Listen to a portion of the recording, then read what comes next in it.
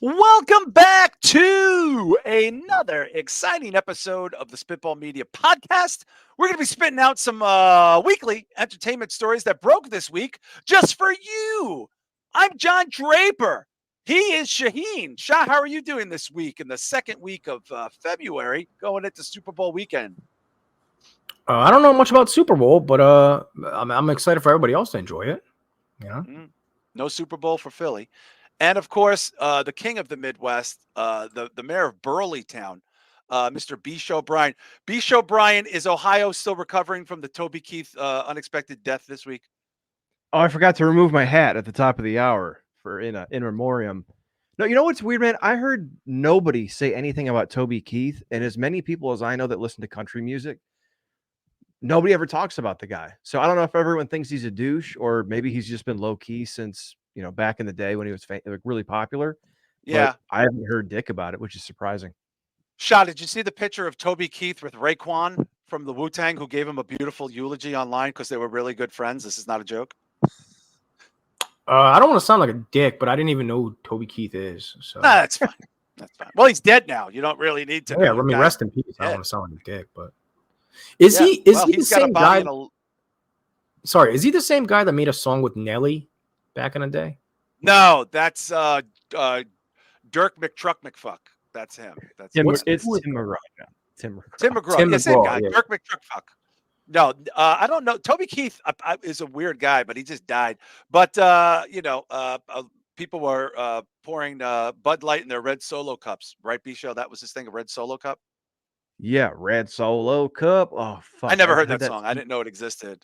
I know a lot of white people are in their feelings about it this week. But if you're joining us for the first time, you don't get the full show. You get like a short version, and then we do a bonus show for our pals over at patreon.com/Spitball Media. And for $5, Shah, I mean, this is a show that keeps on giving all year round, the Patreon. Yeah, I mean, I used to compare it to Arizona iced teas, and used to say that like Arizona was the only thing that hadn't gone up, and Arizona is apparently $2.50 now. So for two Arizona cans, you can listen to our show all month long. Yeah. The news broke. There was some Arizona iced tea sightings. B-Show where there were $2.50. Even the can said 99 cents. So thanks a lot, Obama. Are we still using that one, Obama? Can we Thanks, still blame Obama. Well, you can't blame Joe Biden because that's technically elder abuse, right? The condition he's in. No, but could think Joe Biden outlived Toby Keith. Like honestly, I think he was like 66, Toby Keith, something like that. He was in his 60s. Toby Keith wasn't an old dude. He was like in his. No, he was sick. He had stomach. He had a rare form of cancer. It's stomach cancer, possibly from all the red Solo cups. Who knows? Maybe that had something to do with that. Probably swallowing the swill from his Copenhagen long cut, probably. Yeah. But people consider going to patreon.com patreon.com/Spitball Media. $5 a month. $5 a month, B-Show. It's just an affordable premium program package if there ever was one. I love affordable program packages. Great. I've had a long night. I can't get into it, but I've had a long 24 hours. But thank you to the many people on Patreon hanging out with us tonight. And of course, we got our pals in the chat room. We got Slave Cheeks, we got Joe Punches, we got Chris Matthews. Chris Matthews says he did get G-checked by Chris Christopherson. Yeah, I saw that. I definitely saw that. We talked about that on the show at one point. Yeah, Chris Christopherson's kind of that dude. Like, he's a big lefty, but he's also like a face puncher.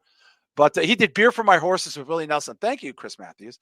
But I don't have Toby Keith feelings, but apparently a lot of people were very upset and a lot of people were happy. But then I saw Raekwon, Shah, from the Wu-Tang, had a picture of him and Raekwon golfing. And Raekwon talked about how they were really good friends. Isn't that amazing? Very odd. I don't even know. How does that relationship start out? It's very, very bizarre. I don't know. It's weird, but it's not a joke. Like it's on the Instagram for Raekwon. From the legendary Wu-Tang Clan. Shah, who's your favorite Wu-Tang Clan member? It's a toss-up between Raekwon and Ghostface. Probably Ghostface. I've seen Ghostface. Probably Ghostface, then Raekwon, then Method Man. Not You God? I might have to throw You God in there. Nah. Then probably. No, this is not a joke. There's Raekwon and Toby Keith. Look at this boy. I'm not even. People think this is a bit. It's not a bit. By the way, Playing Dead, our buddy Sam liked this post from Raekwon.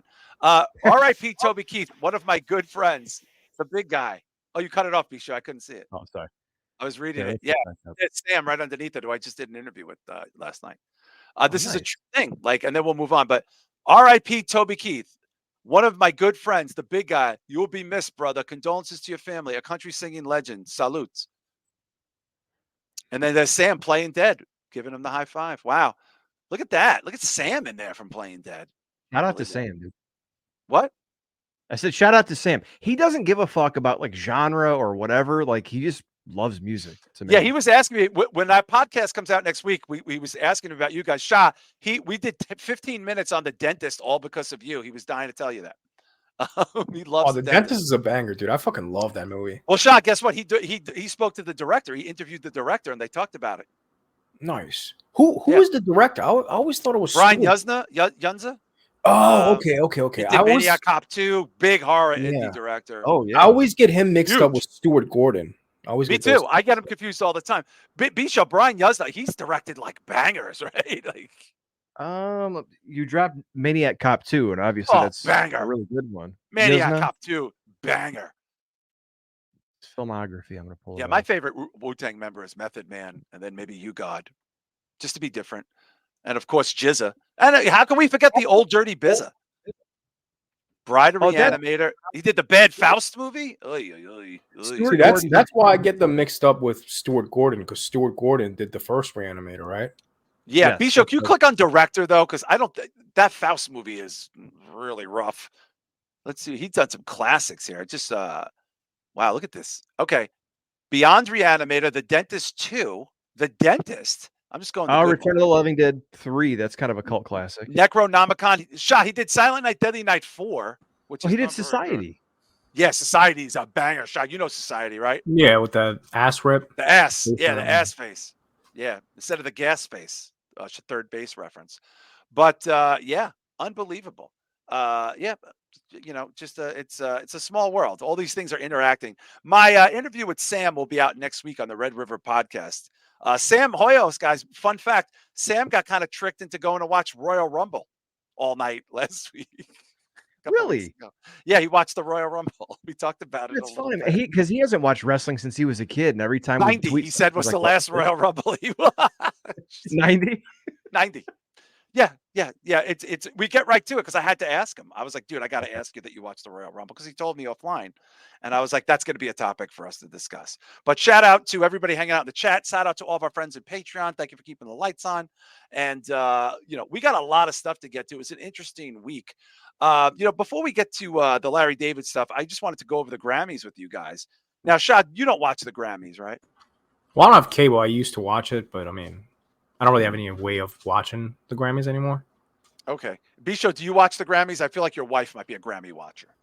No. She would like the music, but we don't watch the Grammys. Okay. So most people I know don't watch the Grammys. Full disclosure, not going to get into it, but an old friend of mine was nominated for the biggest Grammy of the night, didn't win it. But that's another time for another topic. Wow. Yeah. Oh, yeah. We'll talk about it offline. Blast from the Past. Some people might remember who I'm talking about. Not somebody I know currently, but somebody I knew I used to play music with quite a bit that I you know, was close with, and then became a super famous songwriter. So that's the way the world works. But interesting story came out of the Grammys. I don't really know the full details behind it. I wasn't watching it, but Killer Mike, very sort of, I would say, underrated. Shah, where do you stand on Killer Mike? Do you think Killer Mike is an underrated MC in hip hop? He's mostly known for Run the Jewels, but he was on an Outkast record. You know, he was very big in Atlanta underground rap for a long time. Yeah, I mean, I mainly know him from the Outkast record, The Whole World. I've never been a big fan, to be honest with you. It's not my type of music. I'm not big into Southern rap, to be honest with you. What about Run the Jewels? You're not a fan of Run the Jewels? I don't even know what that is. That's him and LP. That's their very successful rap group that they've had around for like 10 years. They're huge. Yeah. I know he's a big activist. That's mainly what I've heard about him for the last decade. Sure. I haven't heard much music. So to see him win any kind of Grammy is actually shocking because won 3 Grammys. That's insane. You won every rap Grammy. Bisho, you familiar with Killer Mike? I'm sure you're familiar with Run the Jewels, right? Yeah, I was introduced to him through Rogan, and I listened to one of his I can't say a whole album, probably 3 or 4 songs from Run the Jewels. I didn't think it was bad. Yeah. I don't know any of the solo stuff though, but obviously he's A doing lot well. of left leaning honkies love Run the Jewels. Like that's like a Park Slope rap band. But Killer Mike, activist, very bright guy, always trying to do something like for causes. Super smart. Loves it. He was just interviewed on Bill Maher Friday. Sunday he wins 3 Grammys, and then the strangest thing happened as he was backstage doing the press junket for winning 3 Grammys. He was subsequently arrested and walked out as a perp walk at the fucking Grammys while the Grammys were going on. No one at the time seemed to know what had happened, what the charges were. And it was very strange. Shah, did you hear about this when it was happening? Because he literally had just won the Grammy, and then he got arrested. Yeah, I heard about the security guard issue. Apparently he shoved a woman security guard or something. That's what they're alleging. We don't know. Yeah. We should be careful there on a show. Yeah, he was taken away in handcuffs, all dressed up with his Grammys. Would have been fun, B-Show, if he had the Grammys in his hand with the handcuffs as he's being walked out. That would have been some gangster shit. Just holding it, or trying to hold it without dropping it because he can't really get his hands around it. B-Show, did you see that this was happening? It was kind of a big story when it was happening because it was very odd and it was all over social media. Well, the odd thing about it was I think they said he was on the pre-show accepting his award before it was televised, and then he was backstage and was let out, and nobody knew what the hell happened. His publicist wasn't talking. He wasn't talking. And then Shah sounds like he knows, and you may too, but I haven't followed up on it. I've been kind of busy this week. Yeah. What actually happened, or do we not know yet? Do we know the full story, Shah? It's just that's the charge, right? It was like an assault charge on a security guard earlier.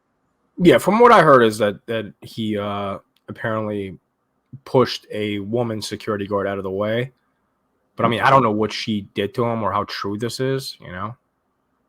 Well, according to the AP, it says his quote is, "As you can imagine, there was a lot going on. There was some confusion around which door my team and I should enter.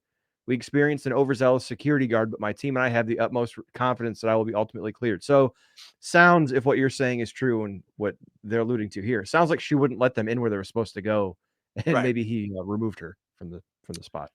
Yeah, I mean, it's a strange thing. I don't know that this has ever happened before in the history of the Grammys, but no, it has. Remember Bone Thugs and Harmony? Yes, they were. That's right. That's right. Yeah, Busy Bone. Right. They came in for his arrest at the Grammys, I believe. Yeah. 96 movie? That's right. That's so weird. Wow. You know, it's so funny. Rap is probably the biggest music in the world, and they still don't put them on the show for the regular show B show. That's a little tacky, don't you think? That's what I was thinking too. Like, here's a guy winning 3 Grammys. He's got a pretty big name. He's doing a lot for causes. He's always advocating for like reinvesting into black neighborhoods and stuff like that. For sure. And doing a lot of good stuff, and they stick him on the pre-show. Like that just sounded kind of weird. I mean, dude, to be honest though, I'm pretty well versed in the hip hop world. No one talks about Killer Mike's music. It is weird, but that's the thing, Shah. It's like the only people I see talk about Killer Mike are like the left of the, like, we're talking like vegan coffee shop owners. Like if you see a Run the Jewels show, you know, it literally looks it's the whitest audience ever. LP, his partner there, is a white guy. You know, but he was a battle rapper, I think, LP, for many years. He's a New York guy. Their shit's good. I like it, but whenever white people get really excited about a rap group B show, to me, that's low code for I'm probably not gonna like it. Yeah, like I remember, I think I told you guys offline last night. I had a friend who was a metalhead, and him and his brother used to like record. They would basically rap over instrumental tracks from like Dr. Dre and shit like that. Okay. And they took it super seriously, and the brother's still, I guess, performing, but I don't know. There's something about white rappers, just the cadence. He doesn't like the whites. Doesn't like when they rap. I hate white people. Shah, what's your take on white rappers? You don't like the whites very much. What's your take? Should the whites be allowed to do this? Do you think maybe we should stop this? They should be allowed, but if I'm being perfectly honest with you, I'm not a fan of white rappers, and it's basically. No, I'm being serious, dude. I've never been an Eminem fan. I can admit he's talented. I hate the cadence. I hate the way they rap. It's almost like I don't like nerd rap. You know what I mean? They like pronunciate everything super correctly. That is a genre of whites. Yeah, I don't know, man. I'm not a fan. Like MC Chris. Yeah, Who? Nerdcore. Yeah, MC Chris. By the way, I saw that guy. Is that the guy who had the documentary Nerdcore Rising? The only Maybe. white rapper I like is Millie's. Can you type him up real quick? Milly. Oh, that's just because it sounds like your dog. Wait, Yeah. that's because it sounds like your dog. I was just gonna Well, say no, that. no. He got signed by Jadakiss, and when Jadakiss co-signs anyone, I'm like, all right, dude, let's give this guy a shot. Who's that Sicilian guy that I always see? But he's got a 4-letter name. I can't remember. He's got long hair. He looks like a Fabio type. I don't know. I'm Millie, sorry. There's a Z at the end. It's not Millie's with the Z at the end. Okay. Yeah.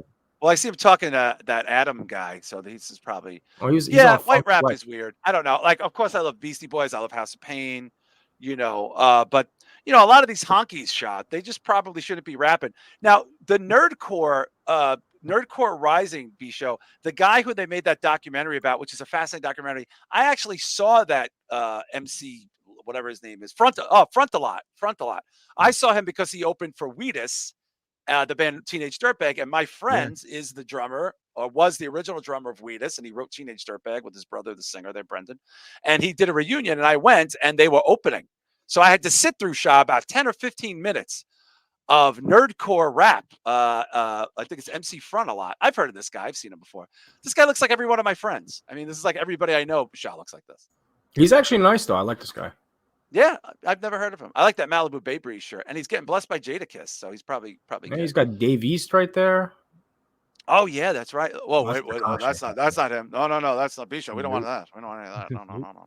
No, MC Chris was different. He's the one that did like Fet's Vet, like I'm Boba the Fet, like sounds like a super nerd. Okay, yeah. Was it nerdcore? But it was considered nerdcore.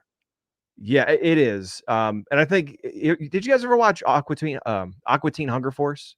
Yeah, I've seen it a few times. A little bit. Man, my favorite rapper, MCP Pants. Oh, wow, you did a good impression. Was that Squidward, whatever? The fuck's his name? No, not Squidward.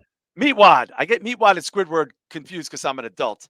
But yeah, that was an excellent voice, B-Show. But yeah, I mean, like, some of the look, I know a lot of white rappers that are pretty good. But I get it. But it's interesting that like a lot of people were talking about Killer Mike. I was like, I have no idea who that is, and all I listen to is hip hop. Very interesting. Yeah, we should start our own rap group. That'd be cool. I would almost bet anything that if you just played me a white rapper, I can almost guarantee that I can tell if it's a white rapper or not. Oh yeah. Almost. Yeah. Even Bubba Sparks, he was super Southern. What about Paul Wall? Shah, I bet you're a Paul Wall guy. No, I'm not. Not? Oh, okay. But I'm also not like a Slim Thug or a fucking Mike Jones fan either. I don't really like down south rap. No. So you not only just hate the honkies, you hate the South as well as non-honkies. I wouldn't say I hate the South. I hate Southern rap. I'll say it. You hate the South. No, I'm just kidding. He doesn't hate the South. He doesn't hate anybody. You know what Shah hates? Mean people. Right, B-Show? He hates mean people. Absolutely. Zero tolerance for mean people. And the whites. Anyway, but we're going to be moving on to that. Speaking of, this is probably Shah's favorite white in the whole world. Last weekend, we had the return of the king himself. Larry David returned to HBO for the final season, the first episode of the final season of Curb Your Enthusiasm. He has stated emphatically there will be no more shows. This is it. Now, I watched it.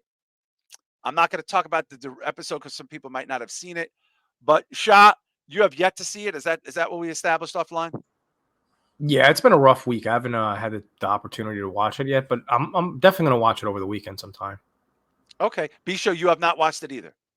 No, I did. I tweeted you or I texted you when I was watching it. That's why I asked. Oh, I don't remember. I'm high often on the weekends.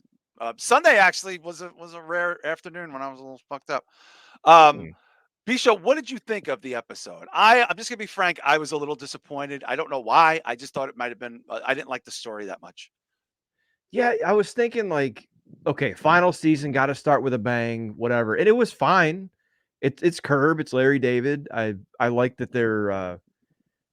they went back to some characters from previous seasons. Like, is that what's his name's mom or aunt? What was her name? He got his glasses from her. They went to go. Oh yeah, that's right. They went back to when he was with the Blacks. That was Leon. Yeah, we don't want to ruin the episode, Shah, but there was one of the remember when he was dating Leon's sister, was his sister, his cousin Vivica Fox, the Blacks. That's their last name. Had cancer, yeah. Yeah. Shah, do you remember that? It was like 3 seasons ago. Was the New Yeah, York? Was it was a whole yeah. season. It was hell yeah. Yeah. So they brought one of those characters back. And I don't know. I didn't actually care for it that much, Shah. I would love to see when you watch it what you think of it. But it's still Larry David. Now I should point out that whole day HBO ran marathons. So I was catching the marathons. There was actually some pretty good stuff in there from the previous season.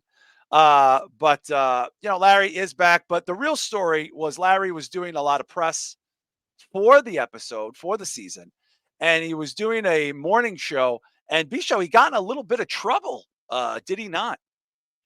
He did. He got a little aggressive toward everyone's favorite 3-year-old little red Muppet Elmo. That was very surprising. It didn't have that on my bingo card for sure. Yeah. So this is a bizarre circumstance story, Shah, and I can't believe you haven't heard anything about this.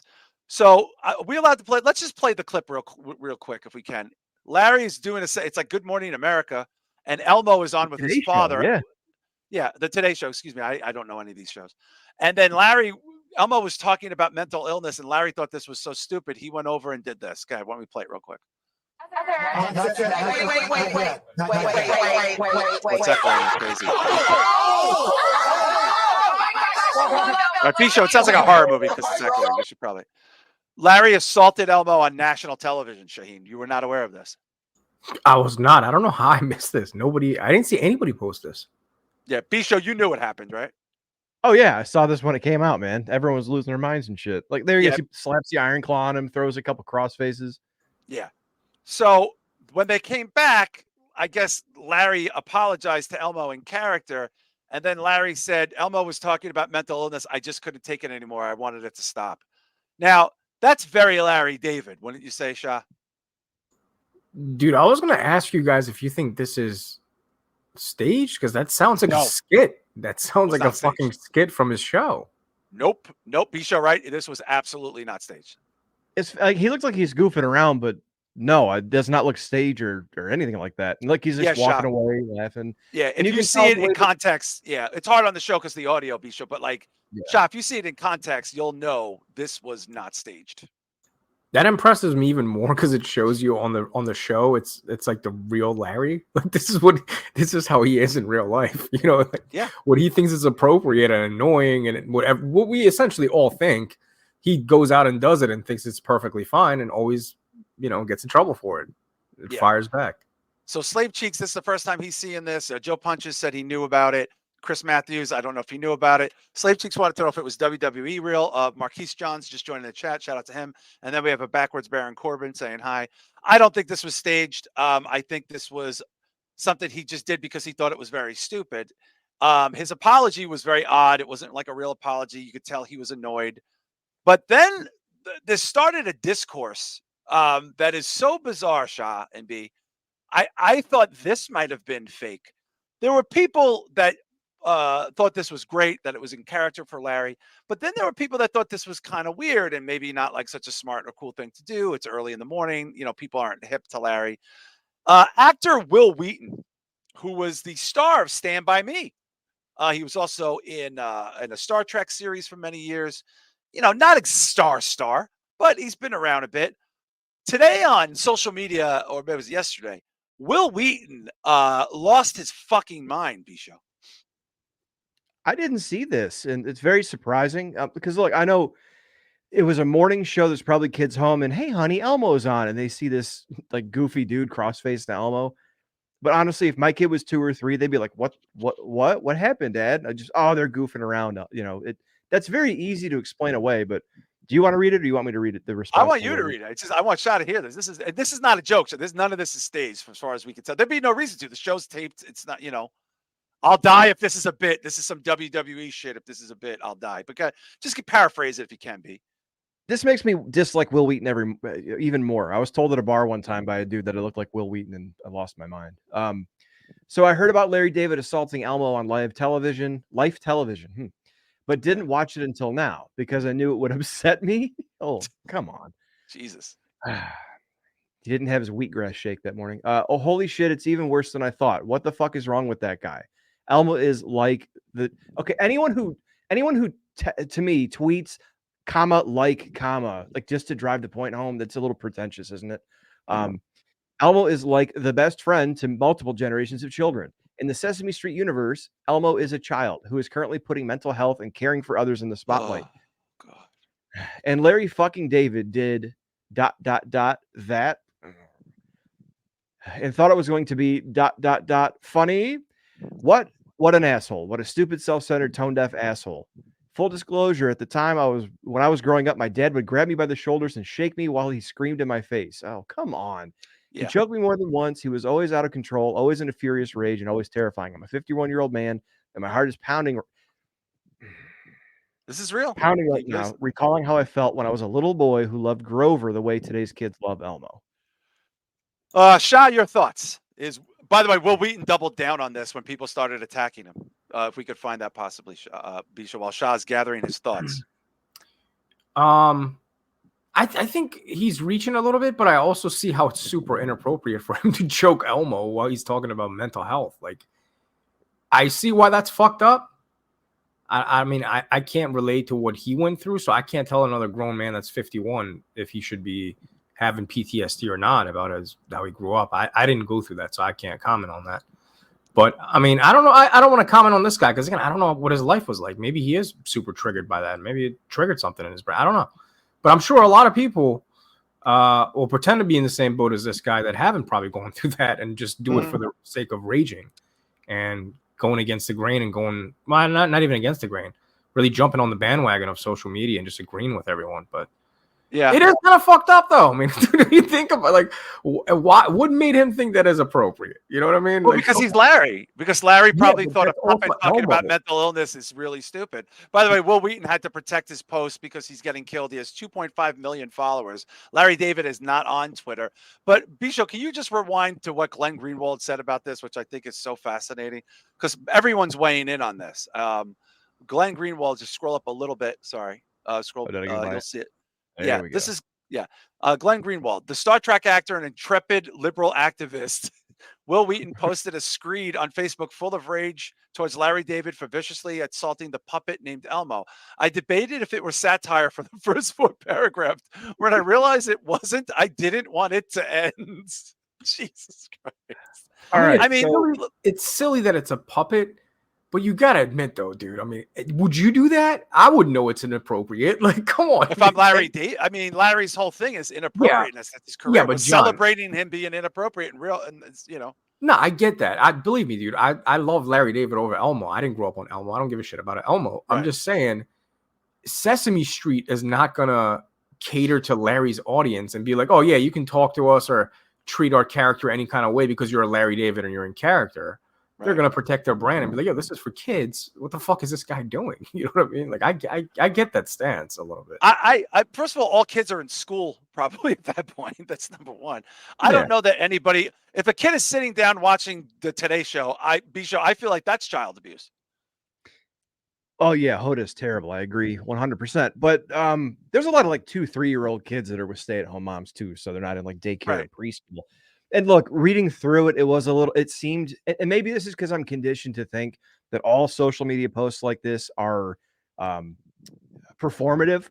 So maybe when I first read it, it's like, oh, come on. Shah's got a point. If this dude was abused when he was a kid and Sesame Street was an escape and he's thinking about this, because Sesame Street's done a lot to try to reach out to kids and try to teach them about shit Sesame like Street. We all know. I mean, nobody's debating with Sesame Street what Sesame Street is. But then for Larry to walk up while he's talking about, abuse, for him to abuse Elmo, kind of drove the point home a little bit. So I don't know. I get it. I don't think it's a bit. I don't think it's. I think for Will Wheaton to make it about himself is a problem of a bigger social contagion. Yes. Quite frankly, which is something we all run into on social media. Not everything is about you. I just thought it was Larry being Larry because I have a feeling Larry David sitting there watching a felt puppet talk about real life mental illness made him feel very like this is ridiculous. And this is also not Sesame Street. This is the Today Show. Is it the It's the Today Show. I don't even know the difference between these shows. Just want to chime in on some people who are talking about it. Slave Cheeks assaulting the puppet. Come on. If Larry flipped the bird at Elmo while he walked away, would have been hilarious.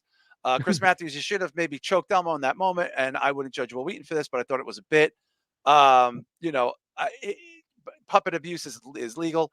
You know, it is a puppet though, Shot. Like it's not like he didn't like, you know, I But understand. it's what the puppet symbolizes. It's kids. You know what I mean? That's why people are sensitive towards it, because people are like, yo, this is a kid's show. This is a kid's character.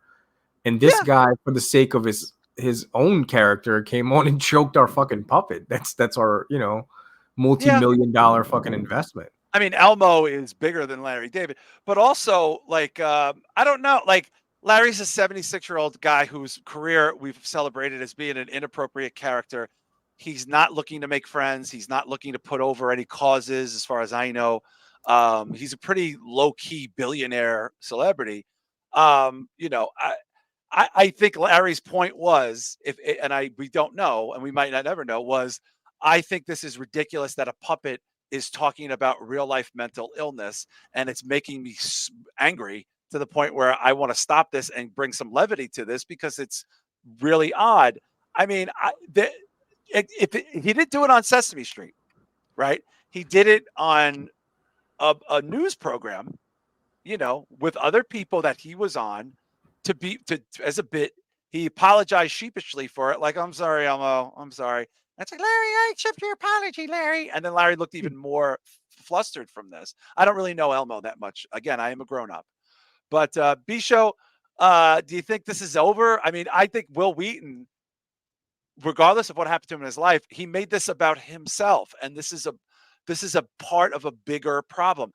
Everything is not about you. Like, you know, and the bad things that happen to you. We all can't tiptoe around the bad things that happen to you, because bad things happen to everybody, and it's an impossibility. You know, like, I'm sorry that if this made you feel bad, but you're a 51-year-old guy with 2 million followers and a Hollywood person. This wasn't a mother going, I was deeply, profoundly upset that my 3-year-old was frightened and now doesn't sleep. This was a 51-year-old Hollywood person. Yeah, and I'm saying I think that's why my initial reaction was like, "Come on, get the fuck out of here!" Because as Drew Yari is saying in the chat, Oh, Wheaton is Yari's the in the house. definition of a herb. Yeah. Yeah, I mean, we see this over and over again. I've seen it dying out a little bit, or at least losing It's dying some out a little. popularity. Yeah. But like, to the other point, when you go to Disney, those people aren't in costume; they're the character, and they treat it as such. Because when a little kid runs up, they're not trying. Again, that's in the context No. of Disney. But if you're walking down Times Square in a Disney outfit and somebody goes over and, like, you know, puts a weed in front of you, I don't think that's the same as doing that in Disney World. No, but I could also see the difference between, like, if he did it on Conan or if he did it on, like, The Late Show or something, I'd be okay. Yeah. Yeah. But the Well, Today Show, I don't know. Well, Will Wheaton obviously was ratioed to death. He started protecting his tweets, and he is apparently a very insufferable person who attaches himself to everything. You know, the fact that this is a good sign we're getting away from 2020, when rather than Larry having to leave social media, it's Will Wheaton that has to protect his tweets because he's getting abused. But we have a lot more stuff to get to, and I just thought that was fascinating. But Shah, when you watch Curb, we're going to have to talk about it next week. Another big news story that broke the other day, fired actress, former MMA star, and really attractive person, Gina Carrano, resurfaced again. For people that don't remember, she was one of the co-stars, possibly maybe the female co-star in the hot TV show Mandalorian. She was not renewed a contract. They were working on a spinoff for her because she would not put, I think, pronouns in her bio, and was very critical, and also made a very, very dumb comparison to, like, I think, COVID and the Holocaust, which is what a lot of, unfortunately, right-wing people do, which is just, I don't even know how to digest that. But Elon Musk is funding a lawsuit for her firing against Disney. Now, listen, I don't really have strong feelings about this. Gina Carano probably could have smoothed this over. I felt like at the time, and I think we covered this, Shah, at the time, our opinion was she could have just, like, let this go and kept her good job and just kept on holding on to these values. But, you know, she kind of poked the bear a little bit.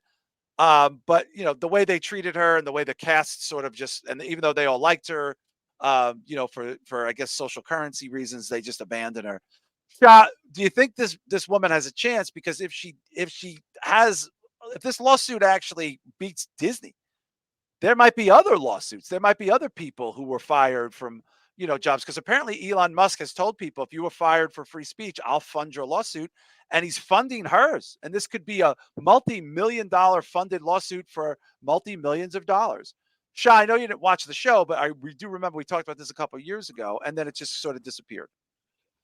Yeah, I remember. I'm more so fascinated by Elon Musk, like associating himself with freedom of speech so much, like him buying Twitter. Wasn't that the sole purpose of buying Twitter? Because he wanted to keep freedom of speech alive on Twitter. Yeah, I guess that was why he bought it. Trump was getting censored and everybody else.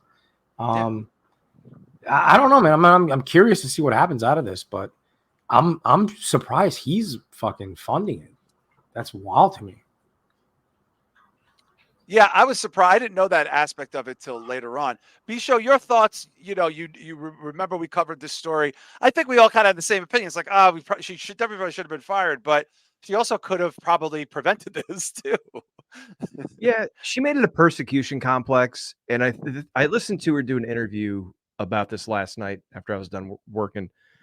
She said something about how there was other people around her who are doing other things or saying other things online, bashing certain other groups of people, and everything was cool. And then she put stuff up that's kind of thinly veiled, and like the Holocaust thing was stupid, but it wasn't. She wasn't ragging.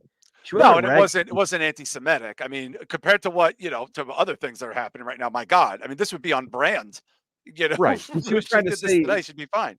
She was trying to say that it wasn't something that people were surprised about. People just went along with the narrative and went along with things, and that's silencing dissenters is the same thing. That's what happened with questioning COVID. Not exactly the same thing.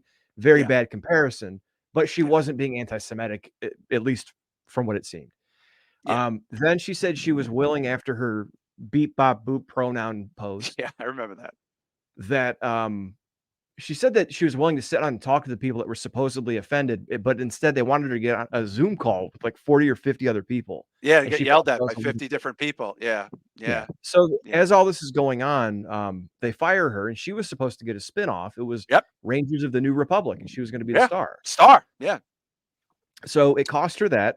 And then I think the thing that sealed the deal was they went on X or Twitter, and whoever it was, an unnamed person from Lucasfilm, tweeted, her social media posts denigrating people based on their cultural and religious identities are abhorrent and unacceptable. Well, so if she fucked with trans people, that's a fair statement to say. But she wasn't really fucking with Jewish people or being anti-Semitic, and to paint it as such is, I guess, an issue with her. So if you guys remember a couple weeks ago, I don't know if we covered it, Elon Musk was talking on CNBC and specifically called out Bob Iger and Disney and told Bob Iger. I thought, he told him to go fuck himself. Yeah, that's what I thought. Because they were talking about, well, what if you lose sponsors? And he's like, don't sponsor me. I don't want your money. Go fuck yourself. And he said, hi, Bob. So this is a big thing. He obviously there's other ones that may be coming because they're alluding to him backing other people. Yeah, that's what I'm saying. I don't get the whole thing about like waging this war and then demanding your job back. That just doesn't seem like a good work environment to me. Yeah, I don't know. I'm interested in the case because, by the way, Chris Matthews is saying she fumbled the bag more than Velveteen Dream. Kevco TV. Oh, what's up, Kevco? The fact that she was told to stop it I didn't know she could win the lawsuit because she wasn't listening to her bosses. And that's my thing, too. I don't think she should have been fired. I don't think she should have been put in a firing squad for people to yell at her for not being on board with the ideology. But she also could have stopped it. That's all. She could have stopped it. She chose not to. She martyred herself to make Ben Shapiro Westerns, and that's not paying the bills. I will say this, smoking hot. I mean, can we all just agree, Shah? That is a good-looking woman. Would bang if I was in the banging category. I am retired from outside banging, but, I remember her when she was an MMA fighter. I mean, dude, she's aging nicely, Shah. What do you think of her? She looks good. Yeah, she looks good, man. You're a former banger. Yeah, like in my banging days, I would make this a priority. She's got to be in her mid 40s, like early 40s now. My goodness, B-Show. Not ugly, as I say. No, what's funny is some people, it's the old Bender line from Breakfast Club. Some people look like they were born to be fat, and when they're skinny, it doesn't look right. She looked good thin, And then Yeah. when she filled out, when she got into her 30s, Oh, like, she holy looks good. shit. Yeah, I mean, this is a woman who should be getting work just based solely on her attractiveness. I'm sorry. Well, the weird thing too is she said they tried to make her out to be an alt-right extremist. Freudian Yeah. slip there. Yeah. But then the first movie she did was like a school shooting movie with the Daily Wire. So No, she did a Western, I thought, or something like that. Like, I don't know. Yeah, oh, I she's thought got a she was husky ass voice too. She's got a husky ass voice. I remember she was in MMA. She was hot then, hot now, and that's really ultimately. I think that's all that matters. I don't really know what could be more important than being attractive, quite frankly. Damn, yeah, she's never going to be ugly. You know what? She might not win the lawsuit, but she's never going to be ugly. And I think and at least she's got that going for her, and that's nice. That is nice. She was a great fighter too. If nobody's ever seen her fight, she didn't make it to UFC. She was already kind of done in Hollywood at that point. But she was a phenomenal fighter. I mean, she was walking through people in the MMA world. Yeah, she did a Hunter Biden movie. Yeah, she does like right-wing crazy movies. But look, if that's her beliefs, she's entitled to do that. Half the country has these beliefs. Or But at no, least that's what I'm already- saying is like she said they made me out to look like a crazy alt-right extremist. And then the first Yeah. movie she does, maybe it was the only option, but the first movie she Yeah, does she's is going to get a job. No one's hiring her. a Daily Wire movie. Yeah. Yeah. So Shah OnlyFans? What are you thinking? I mean, she's not really my type, but I'm sure millions of people would probably subscribe to it. Yeah, that'd be OnlyFans something. She fucking did making OnlyFans. people millionaires left and right, dude. Like, I know. It's making like former baristas millionaires. It's just not yeah, right. makes you just hate your life, man. It's Makes you just like, yeah. Thank God most of mine is over. According to the internet, I'm 65. I don't got much time left. But I thought you were 45 according to the internet. They no, just can't a get couple you weeks into ago it. I was 40. Now I'm 65. I don't know if you guys knew that. I went from You got 40 the to reverse 65. Benjamin Button disease, man. Yeah, I got reverse Benjamin Button disease. Yeah, and I did think it was shitty that all these people liked her when she was there, but were afraid to speak up for her. It's very cowardly. Like I like Pedro Pascal and all that, and I love Katie, but like Katie Sackhoff, I'm talking like she's my friend. Uh, you know, but ironically, B show, I would probably pick Katie Sackhoff over Gina Carano, and I know I'm going to get a lot of people, shitting on me, but yeah, she's hot, and that's all that really matters. And really, what else does she need? She's got money. She's hot. She can make these right wing movies and whatever that'll pay her Hulu subscription. But we want to stick with Disney. There was some interesting Disney stuff that came up because this is on the wow. She's in sick shape too. My God. A couple things with Disney. Bob Iger, who we were just talking about, was being approached about the Marvel franchise. And Shah, your favorite franchise of all time. I mean, it's probably your second favorite next to the Lord of the Rings, right? yeah, I'm ride or die, man. Ride or die Marvel fan. What is it? Your all-time favorite franchise? You think, like the Marvel U? Probably Star Wars #1. Star Wars. That's right. Okay. Yeah, Star Then Wars. Marvel. Then Lord of the Rings. Yeah, or Harry You know what's Potter. funny, Shot? You would love Lord of the Rings. I bet you that would be the one thing you'd be like, probably "Dude, would. it's dope." Oh. You would love it. You'd probably love it. Bob Iger, B show. We come up with this comes in the news feed every now and then with the Marvel woes, this this seems to sort of solidify what a lot of the pulse of what people were saying about comic fatigue and that Shah's opinion of this is actually a very popular opinion. It's not a fringe opinion anymore. Bisho, can we get to the quotes? Can you read what Bob Iger was talking about, what they're going to do going forward with the MCU? Yeah, I saw the headline. It said Bob Iger admits, according to comicbookmovie.com, Marvel Studios has lost focus, will lean into sequels and franchises going forward. Yeah, he's talking about secondary characters. I think he wants stronger franchises and reduced releases. Bisho, wasn't that it? Yeah, I'd say we're leaning a bit more into sequels and franchises. I think given the environment and given what it takes to get people out of their homes to see a film, leaning on franchises that are familiar is actually a smart thing.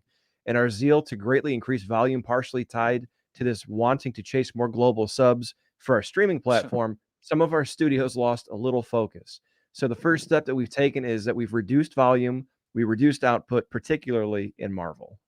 Yeah. So Shah, what he's basically saying is you're going to see less of this shit. And the shit you're going to see is going to be the bigger shit and not some of these tertiary characters. Shah, do you think if they dropped like 2 movies a year, would that be? Do you think that could clean the slate here, or do you think it's just done and that's just it, and it's only going to go downhill from here? Oh man, I think they burned themselves out, dude. Everybody seems to be complaining about Marvel. Like every YouTube reviewer I've seen, everybody's tired of so many Disney shows. And from what I hear, you have to watch these Disney shows to really appreciate the movies they put out in theaters, which they're all interconnected, and it's just too much content, man. Entirely too much. Like with WWE, right? When they started doing 70,000 shows per week, it just became overwhelming. That's why I checked out of wrestling, other than, my obvious terrible experience with it personally. But aside from that, it was just the overwhelming amount of wrestling that was on television. It's too much to keep up with, dude. Yeah, and it still is. B Show, can they clean it? Can this get back on the track that it was, or is this just the new world? They'll make some films, they'll lose some money, they'll make some money, but we're not going back to the hype of Endgame and Infinity War and things of that nature. Well, I think that has to happen naturally, which is why none of these secondary characters really took off. I mean, Iron Man was a phenomenon. Spider-Man was already in the lexicon and it ended up getting big. A lot of kids like Spider-Man. And then you've got the other ones. So as you start building these franchises independently of one another, then you bring them together for the big super team. But I think they're missing the boat a little bit. I think instead of really taking time to develop good secondary stories and to build these secondary characters, maybe alongside like Black Panther, right? I know they can't really do that right now. Well, but yeah, Black that Panther was a getting unique popular. situation there. But it was getting popular, and then they folded that in with the rest of the MCU, and it didn't seem like they were trying to force it because it was a natural thing. Then they came out with She-Hulk, and then it was WandaVision, then it was Miss Marvel, and it's just all this shit that people don't really, the general public doesn't care about because they have no connection or affinity to it, trying to make it stand on its own as opposed to keeping it a part of a bigger universe and maybe doing spin-offs. And Yeah. I think like I get the marketing campaign because it's why movie companies have made reboots and sequels for the past 50 years. It's because you and your brother or your sister, you went to go see a movie, you know the name Superman, you've heard of Batman, it helps them get through the clutter of marketing because there's so much shit out there. But I also think like look at their lineup for 2025. Captain America, Brave New World, Fantastic Four, Zootopia 2, Avatar 3, Toy Story 347. This is 2025, not 2024. This is 2025. 2025. Right? So their whole slate is redos, reboots, sequels, whatever. And Yeah. that's fine. But I also think they're missing the mark because the problem wasn't necessarily there was too much. But the problem wasn't necessarily that people just didn't care about the secondary characters, is they didn't make people care about them. You know what I mean? Yeah, well, one of the things that came up, Shah, which is interesting, is, for example, if there was going to be a TV show about deathmatch wrestling, and you were like, "Oh, that's interesting. I wonder who they got to write for that," and you find out it's 6 people who never saw a deathmatch, never wrestled, don't know what deathmatch wrestling is, but they get to write the show about deathmatch wrestling because they check off other boxes for social credit scores. Don't you think that's destined to fail rather than hire deathmatch wrestlers, which is what has been exposed in the comic industry? They've now just hired everyone and anybody for reasons other than the fact that they're related to comics. There's a whole thread of people who've made all these other movies that you've never heard of that didn't do well, and they all said the same thing. I never read the comic. I never read comics. I never heard of the character. I never read comics. But do you think that's part of it, Chad? Do you think maybe if they actually had people who liked something, like I said, like this deathmatch analogy for you, because you know a lot about death matches, even though you cannot watch it. Well, how would you feel if you heard tomorrow that there's going to be an HBO Max show about deathmatch wrestling, but it's the writer from some kids TV show, or the guy who directed some Amy Schumer movie is going to direct the deathmatch wrestling show? Well, ironically enough, great analogy, because ironically enough, Vice did that. They did a couple on death matches. And the people they interviewed were fans that had just been around for a year or two. I'm like, dude, like there's so many people here that were attending CZW since day one. Not me personally. I started going in like 2011 maybe ish. But I went for pretty much a decade straight, almost every weekend. Not every weekend, but like at least once a month. Almost every weekend. Yeah.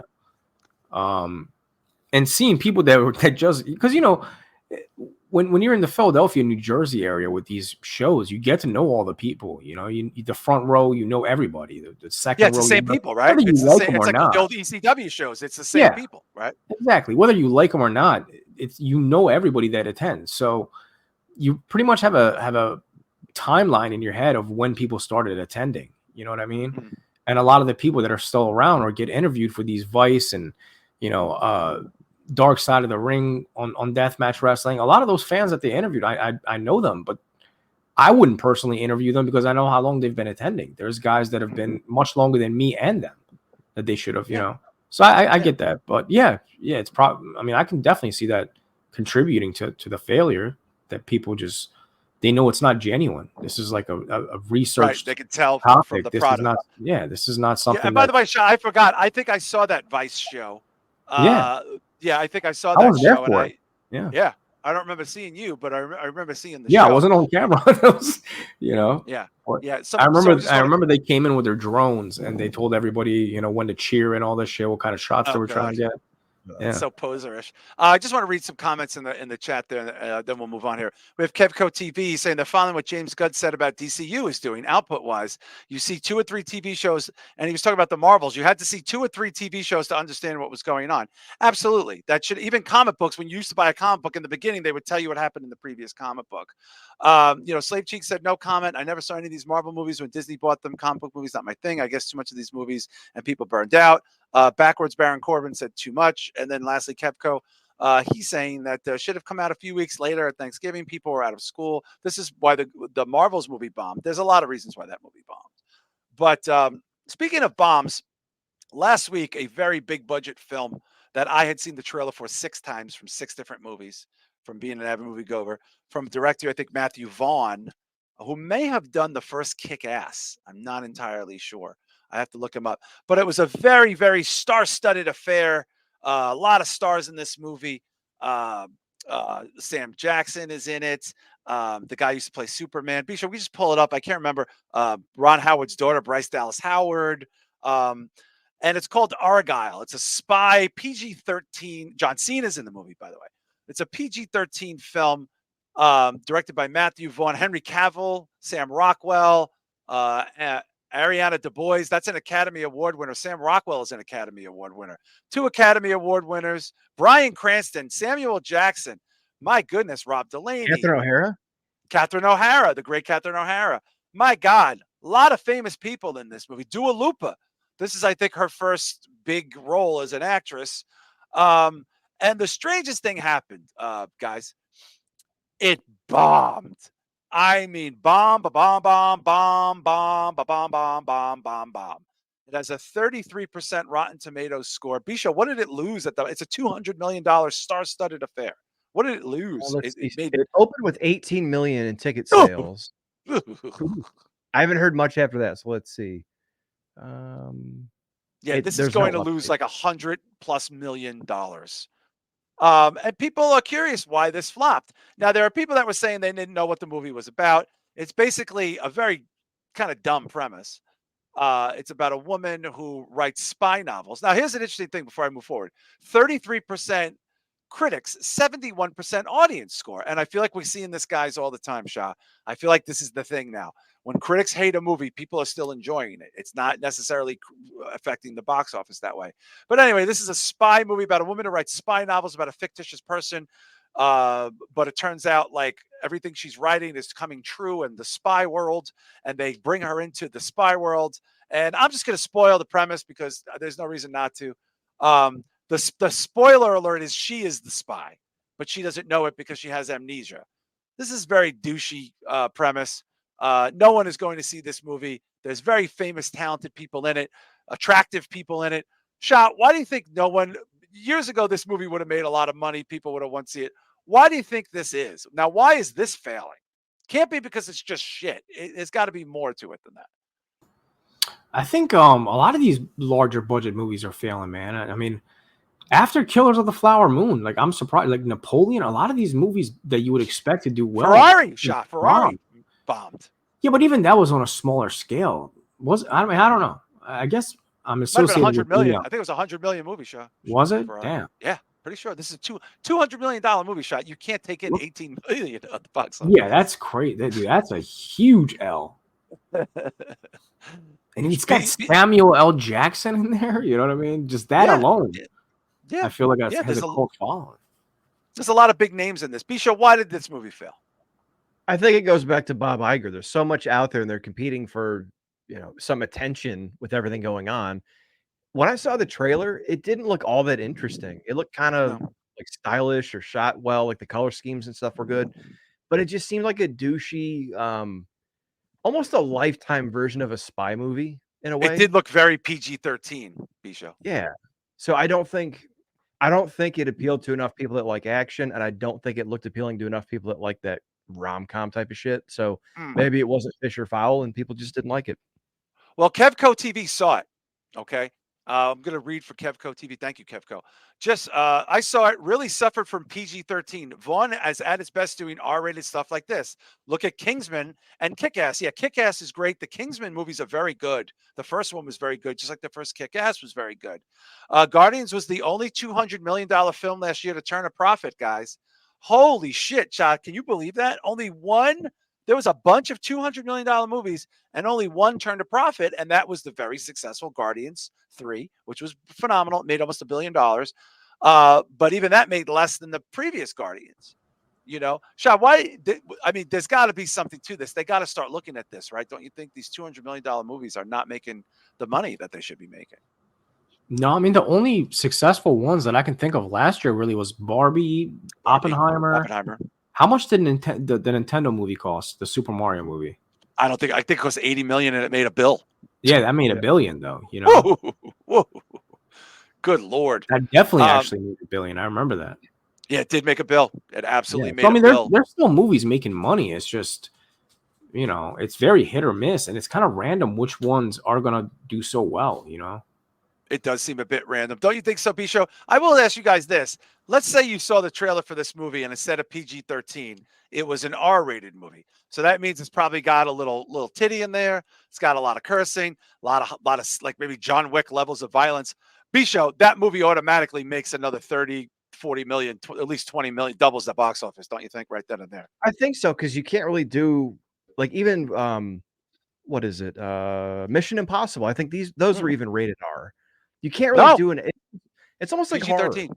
When was Mission Impossible PG-13? Oh yeah, I think I'm almost one of them might have been R. I'm fairly certain the most recent one was PG-13, which is a two-parter. Oh, I meant the original. Sorry. The OG. No, PG-13. PG-13. But see, it's wild. I don't know. Maybe there's just too much going on, and it's kind of funny. Last year makes Bob Iger's point with movies like Argyle.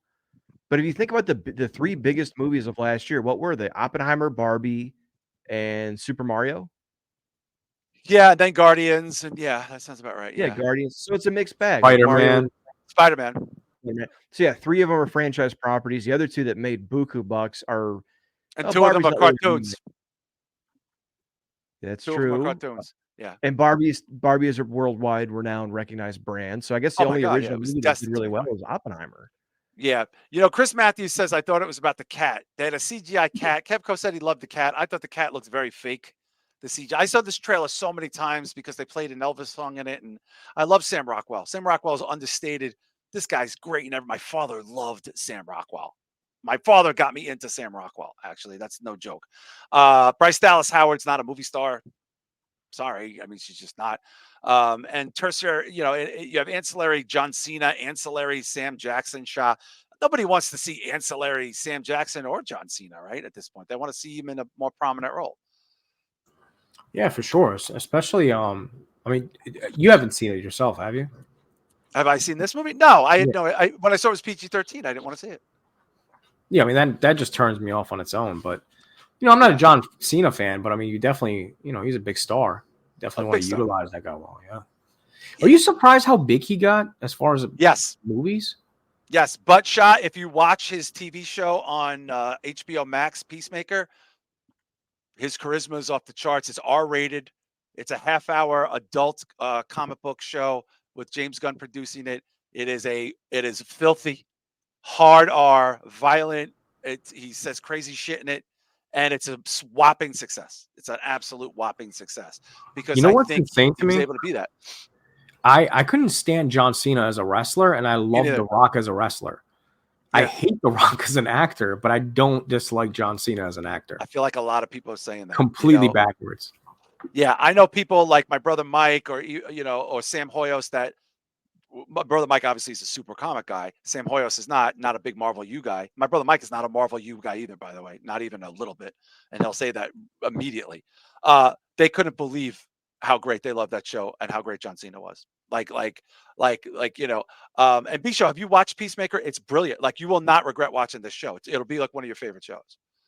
No, but I saw him in that Suicide Squad movie, which I thought he was good in that, but I also thought that was because the guy was kind of a charisma vacuum doofus, douchey, I want to be Captain America type of guy.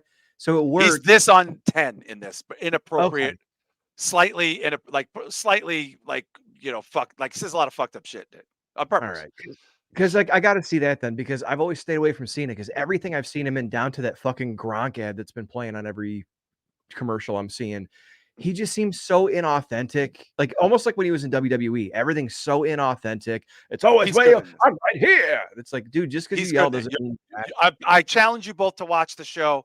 It's got the best intro of any TV show of all time. I'm not going to ruin it for you, but people are obsessed with it. It's hard R TV show, and it's brilliant. Hey, a couple of quick topics we want to get to really quick. With all this talk, and we've been talking a lot about Martin Scorsese, and obviously his name is been very fluid in the industry. There's another director, a contemporary of his, whose name never comes up, whose background is equally as impressive, if not more impressive. I'm talking about fellow paisan Francis Ford Coppola. You have not seen Francis Ford Coppola for 10 fucking years. He's been selling wine to pay for this self-funded movie called Megalopolis. Now, I don't know anything about this shit. I know nothing about it. Okay. But he put $120 million Shah of his own money, okay, to make this movie, okay, to get this movie made, okay. And we know very little about it, but we know it's coming. There's not a trailer. Bisho, can we see who the stars are of this? Yeah. I'm just curious. I think I see some pretty big names here. Oh My wow. goodness. You're gonna be Guys, look at this excited about cast. this one Okay. then. So I don't know who Grace Vanderwall is, but he's got Shia LaBeouf, a very, very good when he wants to be. Aubrey Plaza, who I'm beyond attracted to. Adam Driver, who's hot shit. Chloe Fineman, she's in Saturday Night Live. John Voight, whose car was on Seinfeld. Dustin Hoffman, Talia Shire, Zendaya. The last thing James Caan ever shot before he died, Jason Schwartzman, who is a Coppola. His mother is Talia Shire. Jude Law, Forrest Whitaker, scroll down, B-Show, Kate Blanchett, Michelle Pfeiffer, Oscar Isaacs, Lawrence Fishburne, Giancarlo Esposito, Jessica Lange, James Remar, Balthazar Getty, D.B. Sweeney. My God, just a whole bunch of other people. I mean, Shah, have we forgot about Francis Ford Coppola? And what are your expectations when you even see this as a thing? I can't fucking wait. What was the last movie he did? He hasn't done a movie in a really long time. Yeah, what was the last one though? The Godfather sequel? No. 3? No, yeah. Maybe? Bram Stoker. Oh, he did Bram Stoker's Dracula? I forgot he did Dracula. In What? 92? Oh, dude. Wow, look at this. But look, we forget about this guy. Wait, he Look at directed his- all these? Yeah, yo. No. Are you Well, sure? no, hold on. Go to director, B. You got to Wait, go he to did? director. Coppola directed Jack? I didn't know he directed Jack. I didn't know Holy that shit. either. I didn't know Wait, that. go back. There was a horror movie. Yeah, that one, Twixt. What's that? Because I've seen that cover heard of before. that. No, he didn't direct it. He might have produced it. Yeah, That's why you got to go to his What? whatchamacallit It's page. directed by him. Oh, he did that. Wow. Okay. What? Yeah, he hasn't done a movie in like 15 years. But Shah, look at that. Can we go to his Wikipedia, please? This is just too confusing for me. I want to talk about this real quick. Look at this, Shah. Look at this lineup of movies. Director. I only care about his director because he has produced, and his daughter is an accomplished director for sure. He's got a very famous family. His family includes Talia Shire, Jason Schwartzman, Nicolas Cage. These are all Coppolas, by the way. I'm not even going to go to the old school. I'm just going to go to the modern one. Let's not even talk about The Godfather or The Cotton Club, Rumblefish, The Outsiders, Apocalypse Now, Shah. The Conversation, one of the best movies of all time. The Rainmaker, not very good. Youth Without Youth, not good. Tetra, not good. Twixt, Megalopolis. So this is first movie since that Twixt movie, which I did not know was his. But this is a self-funded $120 million film. Shah, there's no way this isn't going to be something special. I can't even imagine. But have we forgot about him in these conversations as best living director? Well, we just talked about these $100+ million budgets not making that money back, and this guy's coming out of his. I mean, that's a big risk, dude. That's a fucking.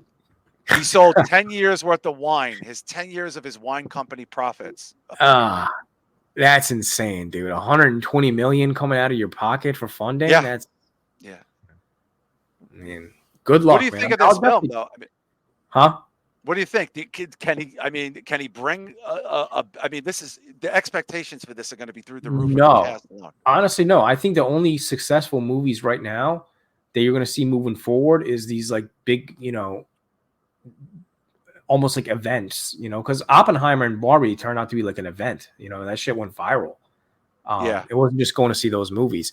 I think like the ones that have certain brands connected to it, like the Nintendo movies and Ninja Turtles and Marvel, as far as like Spider-Man, movies like that are going to do well moving forward. And then horror movies on a lower budget, on a lower scale, but these like big time spectacular classics that are coming out, they're not really making money. Like, I mean, Killers of the Flower Moon, for example, did not do well. The Whale, I don't think that did well, did it? Whale was a $20 million movie. Yeah, but I mean, 30 million maybe. People just aren't going out to see these type of movies, man. And it's sad because I feel like these are the type of movies that I enjoy the most. Oh yeah, these on paper, this looks like it can't, and it's very hush hush. Apparently, there's a lot of budget issues, production issues. That's why we can only see black and white pictures of artwork. Bisho, because he created a whole universe, and that's why it's so expensive. Bisho, this has got to pique your curiosity, don't you think? Yeah, man, I got a lot of respect for him. He and George Lucas come from that school of like late '60s USC grads that were very. Well, at least for Lucas at the beginning, Rage Against the Machine, do it yourself, fund it yourself. Yeah. And in fact, he and Lucas started American Zoetrope, a production company to make American Lifelong graffiti. Friends. Yeah. So I got a lot of respect for this. And to be honest with you, with an artist like him, I don't think he's necessarily making to look the money back or to make them make the money back. This is not about getting a ton of people to see it to make a budget or to make your budget back. This is putting out a lifelong piece of art that he's been developing since the mid 80s. Yeah, he's been writing this since the mid 80s and saving money for it. Shah, let me ask you a quick question. Line him up against Scorsese. It's kind of a wash a little bit, don't you think? I mean, he's that. I mean, people have been comparing them. He's 84. He's older than everybody. He's an 84-year-old guy who does not need to be doing this. But would you put him in the Scorsese category? How can you not, right? I mean, my God. I mean, you would have to, but I personally prefer Scorsese over him any day. Style-wise, you talk about the style-wise. That's more your style-wise, and just I think he's made better movies. Because again, I haven't seen the Godfather movies. I've seen Apocalypse Now, I believe. Dracula. Dracula is probably my favorite movie he's done. Because again, I haven't seen his classics. Yeah. But yeah, I mean, he's definitely up. He's a fucking, his name rings bells, obviously, So. Yeah. And he's another person that is kind of irreplaceable. I mean, this cast alone to me speaks volumes. We want to get to two quick things, and then we're going to head over to Patreon. We have a ton of trailers we're going to show there. Announced this week, an Evil Dead spinoff and a new Texas Chainsaw Massacre are coming out. These both were announced at the same time. We don't know much about them. But there are going to be, I believe one is a TV show. Bisho, what is the deal? Are they both TV shows or? No, Evil. No, it's a movie. They're both movies. They're both movies. There was an interesting quote I'm trying to find from the director. He said he wants to make a theater experience that is truly frightening or disgusting. I'm trying to find the quote. I'm not doing it. Yeah, something to that effect, which is exciting to hear. But I'm excited for both. I would like to see. I mean, obviously they're going to go to theaters. I don't know that they're going to streaming. We hope they go to theaters. Shah, do you have are you interested in another Evil Dead spinoff, not a sequel to the other one, but a spinoff, and another Texas Chainsaw Massacre? I mean, I was super pleased with the last two efforts, so I would like to see it. I wouldn't even mind another Hellraiser movie on Hulu. Honestly, Yeah, I think we might. Why not? Too. Yeah. Which one are you more looking forward to, Shah? And I'll ask you the same, B. Honestly, I was pretty impressed with the last Texas Chainsaw. If they actually shoot it in Texas this time, I think would make all the difference in the world. Because the last one was good. I thought it was pretty dope. Yeah. Aside from the set, Texas. Yeah, I mean, you could definitely tell it was like an actual set instead of being. Yeah. I still don't understand why they just shoot it in fucking Texas. Texas is not New York, you know. It's not gonna cost you that much to shoot in the rural areas in Texas. So Yeah, they shot it like Budapest or some shit like that. Was Romania or something Romania or like some that. shit. Yeah. Good Lord. So you're Texas Chainsaw Massacre B. I think you're gonna go Evil Dead every time, right? Not necessarily. I just read Ooh. the rumored concept for the Texas Chainsaw movie, allegedly titled Texas Chainsaw Legacy. The film is set to explore, and this is a rumor from a supposed movie insider named Daniel RPK. The film is set to explore the seemingly peaceful facade of Oasis Oaks, a gated community in rural Texas. Oh, Within the manicured lawns and vigilant security, a protagonist family enjoying suburban bliss becomes entangled in a harrowing battle for survival as they confront the infamous Leatherface and his macabre kin on an abandoned property nearby. I'm That into it. sounds fantastic. Shah, I'm excited for. I'm going to Texas. Yeah, dude. Is I this think- gonna be Netflix again? I don't know. I think this is supposed to go to theaters. They didn't say it was in Netflix. I think that was a one and done for them. But let's see. There's all in early development. We don't know. Hey, before we head out, we want to give a special shout out. Well, not a shout out, but a special in memoriam to the legendary Carl Weathers. He passed away last week after we had recorded. And I said this on social media. No Apollo Creed, no Rocky Balboa. Carl Weathers has been in some phenomenal films over the years. Clearly, he was known mostly for Apollo Creed, but also in Predator. He tried to launch himself as an action star in a movie called Action Jackson, which I liked quite a bit in the 80s with Vanity, who was smoking hot. Of course, people will bring up, his cameos in movies like the Adam Sandler film Happy Gilmore. He was a beloved guy. He seemed like a wonderful person. He also had a lot of like he did I think that Arrested Development TV show playing himself. It was like as he's crazy. B show Brian, clearly you loved Apollo Creed. Well, Apollo Creed, Carl Weathers, but he's always Apollo Creed. Yeah, man. I think two things that I noticed is The one, Mandalorian show. I'm so sorry. How can we forget? He's resurgence with the Mandalorian. yeah, and he was fantastic in Fantastic. both parts because he could play two different parts in a way, and very good in both. The first thing I noticed was how not versatile, but like he kept himself relevant over like 50 decades because he did the Rocky Jeez. movies, and then he did Action Jackson, and then he did Happy Gilmore, and then he's doing other stuff modern. It's like, man, this guy really didn't have too many stinkers as far as I know. No. And the second Predator. thing is, I forgot how much I liked the Rocky movies as a kid. I watched that Rocky 4 montage after Apollo dies and Rocky's. Oh yeah, it's Rocky whatever. 3 when they're running. It's Rocky 3 in the water there. Yeah. No. I'm saying, Oh, when he dies. when he dies in Rocky 4, he goes for the drive in the car. Oh, we're not indestructible. Dude, I went down and played that on the drums that night. Street. It sounds like a South Park song, doesn't it? It does. Like that's the worst part about it. It's like it's so great for that movie, but like if the guy's like looks like a total cheese ball and everything, kind of ruins it. But I actually I kind of teared up like watching it because he just died, and I know it sucked. when I was a kid, I watched the Rocky movies, and I'm like, God damn, why am I crying over Rocky 4? It just sucked. Shah, what are you most familiar with him? Predator. Yeah, I mean Rocky definitely first. That's of course, the first thing I saw. Rocky, then probably the Predator. I definitely remember him from Happy Gilmore. Of course. That's probably it, right?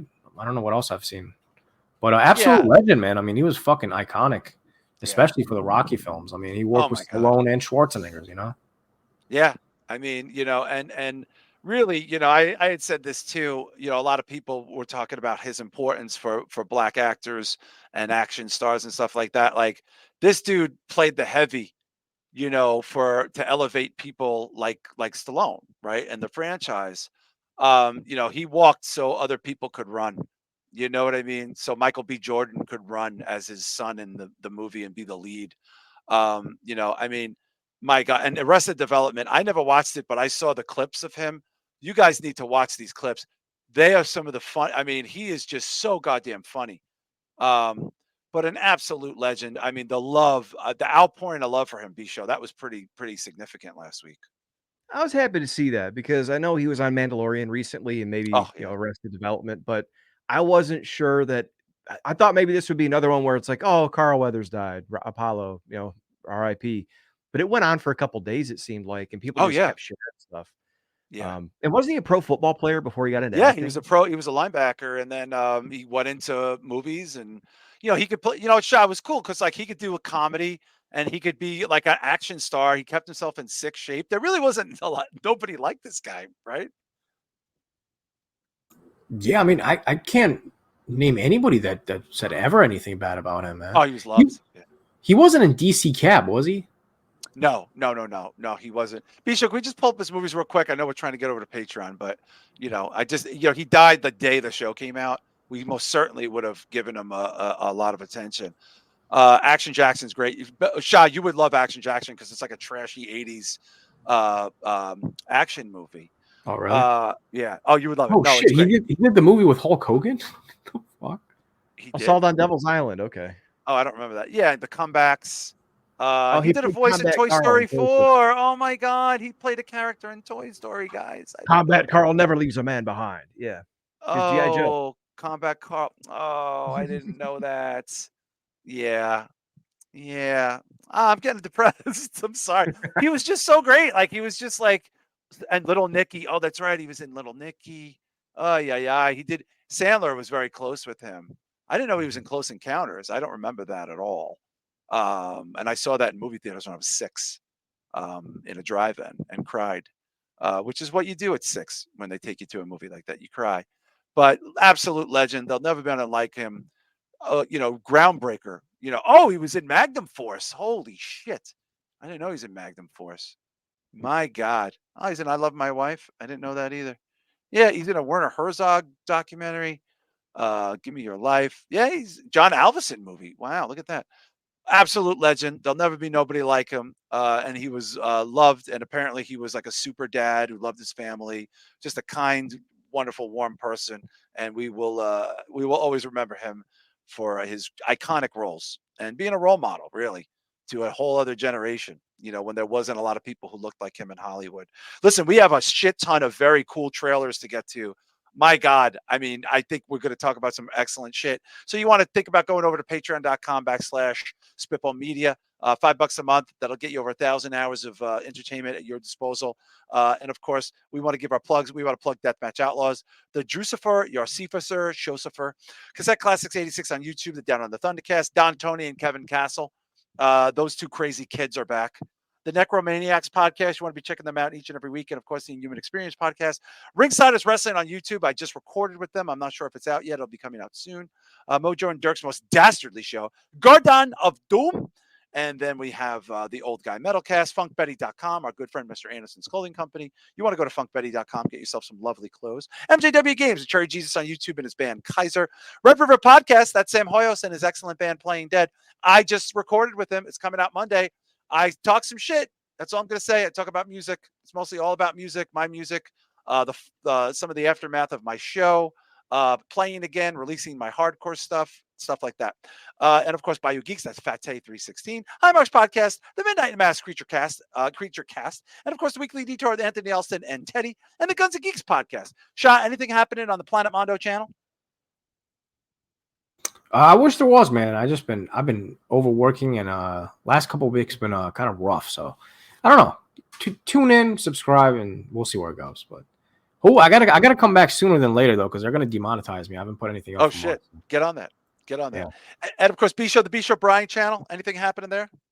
Nothing right now. I had a lot of stuff going on, and this Friday though, subscribe bshowbrian.com, please. Thank you.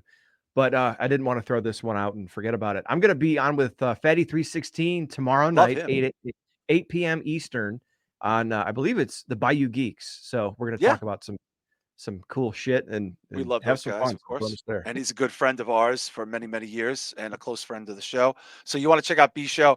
Now, B Show, I don't want to put you on the spot, but obviously we're going to drop a link if we haven't already for the February Q&A for the end of the month. But will you be doing a follow-up? Because a lot of people, really enjoyed your Patreon coverage of the Vince McMahon trial. There's news every day. This is an ongoing thing. Will you be following up? Do you think you have it in you to drop another one for the Patreon? Because people really did enjoy it. It was excellent. by the way. I'm going to. What I was trying to do is I saw every podcast in the world coming out and just every little breadcrumb they got, they're putting up a video. And I wanted to kind of wait for stuff to come together a little bit more so there's more to talk Okay. about. Because like Patrick Bet David, I don't mind the podcast, but like they're all talking about it today. Yeah. And the guys, they don't even know the story. They're like reading the headlines and like, oh, well, how is this trafficking? You can't say that. Admitting he's a creep, but also kind of being like, oh, whatever. So like I got kind of sick of everyone doing a knee-jerk reaction to headlines. And that's why I went through the report too, like the whole thing, and tried to outline it Yeah, because that's what I'm saying. You took the time with it that it deserved, and it paid off because it was intriguing, and it was very. I mean, I'm just saying, look, I don't want to put you on the spot, but it was an excellent, excellent podcast. For people that haven't heard it, you should go to patreon.com/Spitball Media.